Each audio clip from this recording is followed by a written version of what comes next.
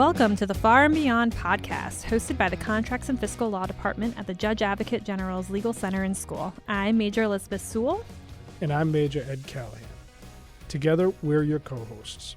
In this episode, we're breaking down the Fiscal Year 2025 National Defense Authorization Act, better known as the FY2025 NDAA. Now, a quick note up front, this legislation was signed into law by President Biden back in December 2024. So yes, we're more than 6 months, almost a year out. A year out at this point. But think of this episode as your baseline. What's in the law, what has changed, and why it matters. We'll hit updates and new developments in future episodes. Exactly. So here's the big picture. The NDAA is about buying faster, buying smarter, and protecting supply chains. Translation, DoD wants to stop taking 10 years to buy a widget, make it easier for small businesses to get contracts, and stop buying things from our strategic competitors. So let's start with certified cost and pricing data. Section 815 exempts non-defense contractors from submitting certified cost and pricing data on subcontracts under $5 million. Instead, they can show what prices were paid for the same goods or services in the past 12 months, if those prices are fair and reasonable. And now that's a big change for non-traditional contractors who often get stuck out based on the cost accounting rules. The NDAA basically says, show us recent supported pricing, and then you can move forward. And then Section 863 also extends the streamlining awards for innovative technology projects in the Fiscal Year 2022 NDAA until October 1st, 2029. Similar to Section 815, this pilot program exempts certain small businesses and non-defense contractors from providing certified cost or pricing data. So building on that, Section 864 creates a pilot program for contracting officers to use an alternative capability-based analysis when figuring out price reasonableness. Instead of only looking at cost, contracting officers can look at value, things like technical expertise, savings down the road, or even what actual users say. So what does that translate to in practice? So instead of just looking and crunching the numbers, contracting officers can consider the value to the government, technical expertise, input from end users, and even the contractor's business model. It's a way to get innovative products in the door without forcing small businesses to navigate an accounting maze. It's like buying a smartphone. The cheapest one isn't always the best value, and I'd argue oftentimes isn't the best value. Sometimes it's worth paying a little more if it's going to save you time and headaches down the road. I have that argument with my husband all the time, and he wants the cheapest model, and I'm like, but you've replaced it every year. And then, or you could spend a little bit more and maybe not replace it every year. So my problem is I have that argument with myself. Still buy the cheap thing, buy it 6 times before I finally go buy the expensive one, and then it's out of model, so I'm behind the curve on that. All right, moving on to inflation and costs. Another hot topic, inflation. So Section 824 extends DoD's special authority to adjust contracts for increased costs caused by inflation through the end of 2025. That means contractors impacted by inflation may be able to file claims for relief once DoD issues those regulations. Yeah, it'll be interesting to see whether or not that gets extended with all these numbers coming out, inflation, on the mend, not being as high as it was over past years. I'll be interested to see if they even want to extend that one any further. Yeah, if they're just going to be like, nope, we're done. We're going back to how it was pre-2020. That's right. So sticking with this NDAA and its small business focus, the angle in this starts with Section 874. Section 874 of this NDAA creates a pilot program to help small businesses and universities get facility clearances faster using shared classified commercial spaces. And Section 876 directs DoD to roll out a small business bill of rights. It's designed to make sure acquisition personnel are responsive to small businesses and that those businesses understand their rights.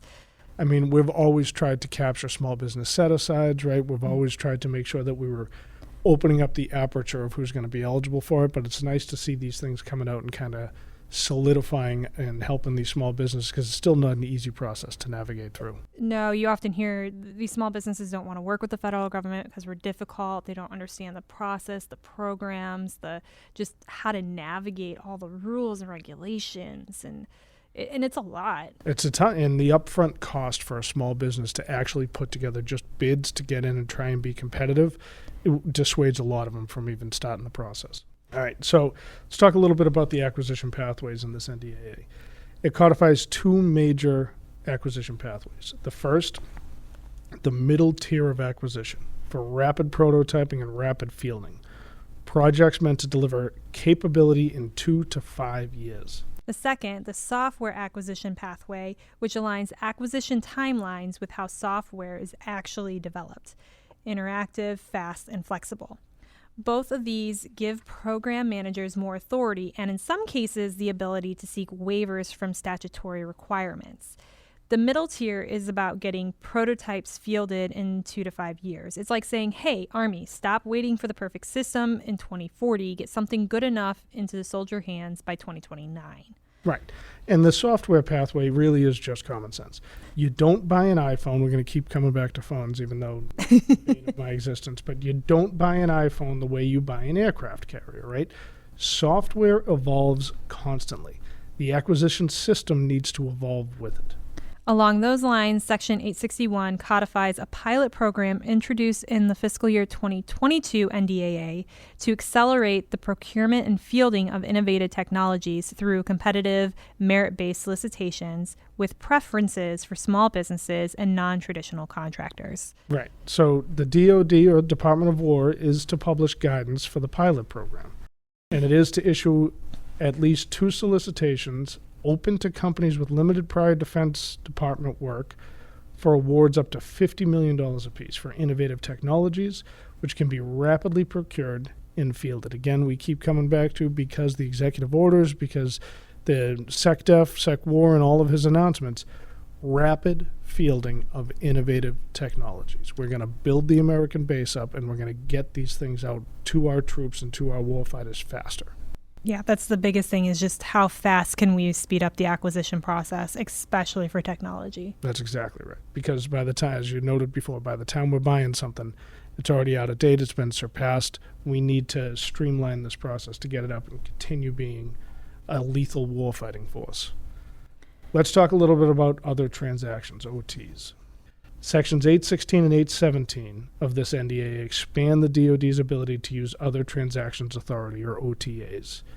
Now, prototype OTAs over $100 million can be approved by the head of a contracting activity, and follow-on production contracts can be sole sourced if that prototype is successful. OTAs are like DoD's Fast Pass at Disney World. So fewer lines, fewer rules, and you get to ride the attraction way sooner. So as much as I may hate the telephone metaphors, I guarantee all we're going to hear is Disney metaphors coming out of that side of this table. I love it. Keep it up. All right. One thing to keep in mind, though, is that Section 888 adds some accountability. DoD has to track OTA awards to small businesses and non-traditional contractors. The idea is to get data without burying those businesses in reporting requirements, like we've talked about before. Because right now, it's hard to tell if the FastPass is being used by the scrappy startups or just by the usual big names that we always see coming across. No, it's like OTAs are like the shiny new toy, and you're seeing them being pushed more and more in the federal government and in the DoD or Department of War right now. So I think it is good to track just to see, are they really doing what they're designed to do things faster, get them to smaller businesses, to get more innovation, and to start up more innovation out there in the private sector that we can then utilize in the federal government. So I do think I like this idea of the accountability. Let's track the numbers and see what are we doing with them. No, that's exactly right, because you don't know if a program's working unless you can sit there and say, these are the folks that are using it, look at all these companies coming in, or if it's just a different way for us to feed the same beasts that have been feeding off us forever. Mm-hmm. All right, now into some of my favorite topics that I don't understand, but I talk about all the time: intellectual property and the supply chain. All right, so Section 882 directs the DoD to establish procedures for reverse engineering items when the government lacks technical data. Think spare parts or components where only one vendor holds the rights. Picture a jet sitting idle because a $50 part is sole sourced and backordered.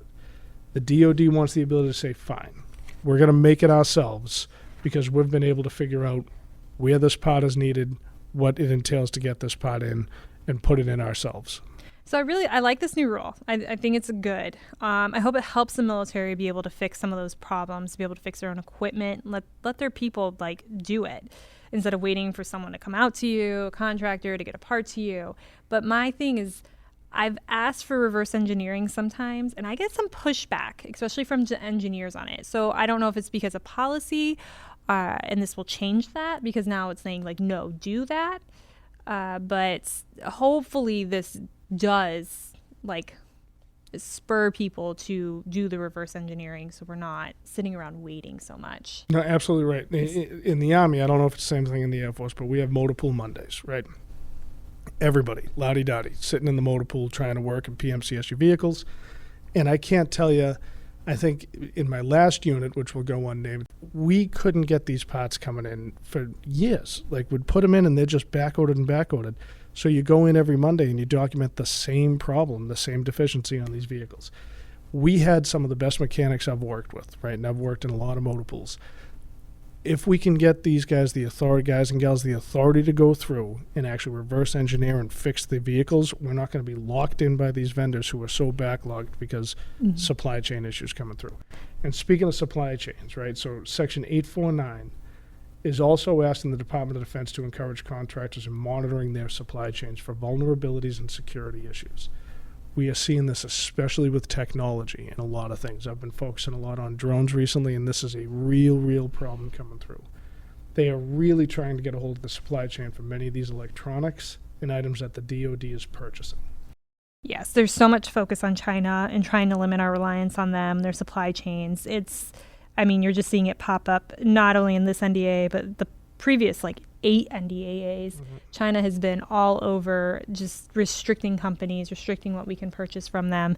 They're really focusing on that supply chain thing. Also on the supply chain side, Congress continues to keep their eye close on China. And then Section 853 bans DoD from buying semiconductor products from companies that also sell to Hawaii. And Section 851 prohibits contracts with firms tied to the Chinese military lobbyists. Sure, and with so many things, we got to build up our domestic base, and we don't build up our domestic base by buying foreign parts and equipment, right? We're just going to keep feeding those. They're just going to keep growing and evolving faster than us. Unless we make this something that is profitable for the U.S. companies, they're not going to build them. They're not going to build them in mass, and they're not going to be available to us should the need ever come that we're cutting off supply chain, or that supply chains are being cut off from us. It's so true. They're just not only building up the supply chain, but sometimes trying to just find a new supply chain too, and making sure that they have enough resources to supply us too. Right. It's a trickle-down effect. So not only building semiconductors here in America, but is there somewhere else that's an ally that, That's right. There's just a lot into it. Okay. So meanwhile, Section 848 requires the DoD to publish a universal list of items exempt from the Berry Amendment sourcing requirements. That's meant to bring more transparency to what the government buys overseas when domestic options aren't available. All right, let's move on to space and technology. This, not shockingly, will be more your field than mine, Air Force. In the space arena, Section 1601 expands the Space Force's Contractor Responsibility Watch List. Basically, it's a list of underperforming or vulnerable contractors. Once you're on it, you can't get new space contracts unless DoD finds a compelling reason. Basically, a naughty list for underperformers. All right. And Section 162 has the Navy assessing supply chain risks for drones under 55 pounds. Folks who work in drones know that we talk in categories 1, 2, 3, 4, 5. I believe that's categories 1 and 2 of your drones. Because if you've seen how many cheap drones can be bought off Amazon, you get why the DoD is worried about Chinese components. This has been such a common theme in so many of the past NDAAs. The American Security Drone Act came out last year in last year's NDAA. So we're trying to keep an eye on this, and we're trying to catch it, because it's not just Chinese made, but from any one of the near-peer adversaries that we're trying in our competitive space to avoid, we got to watch out. Can't be buying this stuff. All right, last thing we want to talk about are bid protests and claims. Every contracts attorney's favorite thing. So, big changes here too. So Section 885 raises the threshold for protesting DoD task orders from $25 million to $35 million. It also requires GAO to look at ways to reduce the number of protests it gets and even consider pilot programs for fee shifting where losing protesters might have to pay costs. Yeah, this is everybody's favorite area for sure. And this is always going to be a controversial topic, right? And we'll probably dedicate whole episodes to bid protests, reforms that are coming through. Certainly as we're trying to build up a base, I think there's going to be a lot of conversations about how we can get away from this almost protest culture, might be too strong of a word, but we just accept that a lot of these things are going to come with protests and you build in timelines for it. But if we can start building better relationships with companies that are out there, then I think we're going to be able to kind of get out of that almost, it's almost a guaranteed conversation every time that this one's going to be protest. Let's just build in the timelines for it. And there's been some movement on this task, so stay tuned. I'm sure we'll be diving back into this in some of our regularly scheduled podcasts. Finally, Section 803 makes unilateral contract definitizations by DoD immediately appealable. That overturns a 2023 Federal Circuit decision that forced contractors into procedural hoops before they could challenge a definitization. This was a lot to digest, and hopefully it was helpful to folks. This NDAA clearly pushes the DoD toward faster acquisitions, more flexibility for small business, and a tighter control over our supply chains. While the bumper sticker version, move fast, buy smart, and don't buy from China. Exactly. Thanks for joining us for this rundown of the 2025 NDAA. Be sure to subscribe to Far and Beyond on your favorite podcast platform. I was saying we're available on all the podcast platforms, so whether it's Spotify, Apple Music, anywhere else that you're out there listening to us, hit the subscribe button so you can stay up to date. We're going to be coming out with these on a more regular basis for you. And we're available on Facebook and LinkedIn. The links are in the show notes. As always, the views expressed here are those of the presenters and do not represent the Judge Advocate General Corps, the Department of the Army, or the Department of War.